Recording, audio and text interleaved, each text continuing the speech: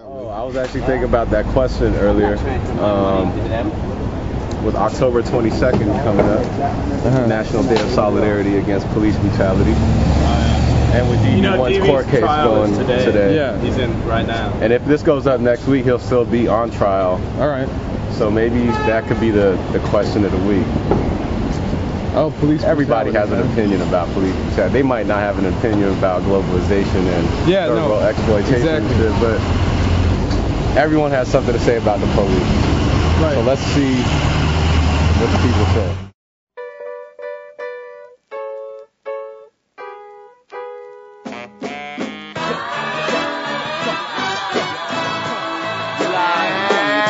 Hey, yo, live, occupied Duwamish territory where Carlos Bulosan once lived to tell the story of the rain-swept glory of Mike Jackson men who fight the destination we were destined to end. So here we are. This is Sugar headquarters. The homie Phil Chang. Big up Phil Chang. What's up, Bill? Introduced us to these folks. Really friendly people. We're about to go inside. Let's go see what's up. Stations about to play us unless you signed a dotted to make your songs brainless. While you waiting for the mention in the pages of the stranger, you can find me in the basement making heaters for later. And yes, we all need a little paper to strive, but the monsters in your town will put a limp in your stride. I exhibit all the time like I'm pimping your ride, and we've been living in conditions we're tired of. Come on, rise up. So we're going around and we want to remind people that it doesn't matter how fly you can stay, you can still have an opinion about what you think is right and wrong, and we figure anyone has an opinion about police brutality. Yeah, definitely. And maybe you could talk about the relationship or that sort of like irony about how when you want to make a statement in this kind of world, people are like, oh, maybe this isn't the right. Right, like if anyone's actually listening to anything having to do with ethics or morals, right? Rather than just simple tertiary day-to-day thing, right? Yeah. What can I say? Of course. I've never really experienced any first-hand like police brutality in front of me, but I've definitely seen some injustices. Of course I'm against it. And he's against it. We're going with an anti-police brutality. We're going with an anti. Sugar headquarters is against police brutality. Thank God. Now let's look at this painting.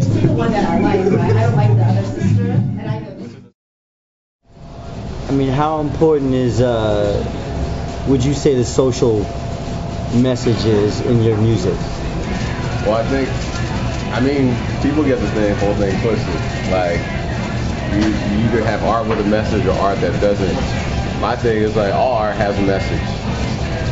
It's just that some people are a little more intentional about the message that they put in, or a little more in tune with what they are actually saying before they say it. So it's not so much that this music, this art has a message and this doesn't. It's they both do. We just happen to really think it through before we put it out there. All right. Right here, A-Life, outside A-Life, Clinton and Rivington, Lower East Side. And with my man Jay right here, we're just going to ask this question real quick. With October 22nd coming up, the National Day of Solidarity Against Police Brutality, wear black, everybody out there.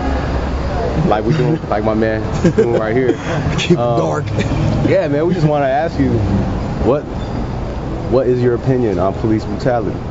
Shit. I mean, obviously, we're obviously against police brutality. I think we should be.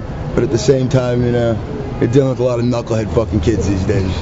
You know what I mean?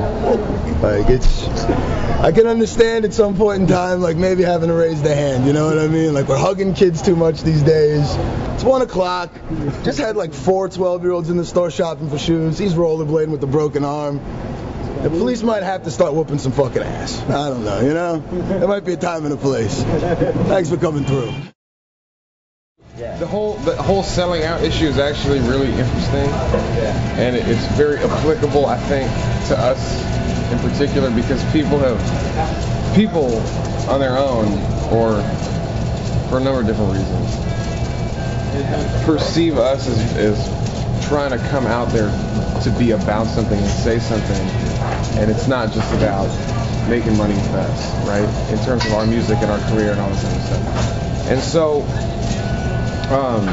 in today's world, when someone steps out and has that whole MO, then there are all these other expectations that are put on that person or that group to not sell out or to maintain some kind of integrity.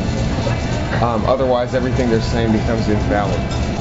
Now, I no longer think that selling out necessarily has anything to do with money inherently. I think it has all to do with compromising who you are. And if you change who you are in order to, particularly for material gain is the more classic one. If we were to go out, if Verizon were to sponsor one of our shows, and we were still saying the same thing we've always been saying, then I think that's great. Because now we just have more financial backing or resources to put the message out there even further. And now maybe Verizon, even as a company, will be associated with some of the things that we're saying. Who knows? But if, let's say Verizon comes and it's like, we'll give you all this money, but then we want you to rap about phones, and we want you to pull out all of these different progressive concepts that are in your music, and we took that money and did that, then that might be another issue. You see what I'm saying? Okay.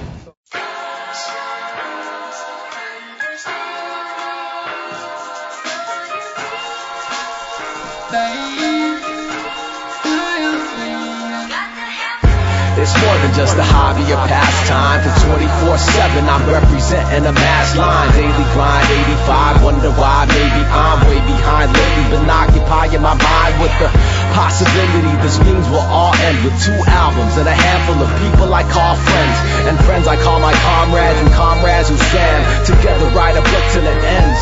Indeed, as we be headed in directions, getting whole towns polarized, either love it or leave it. Indeed, I'm giving credit to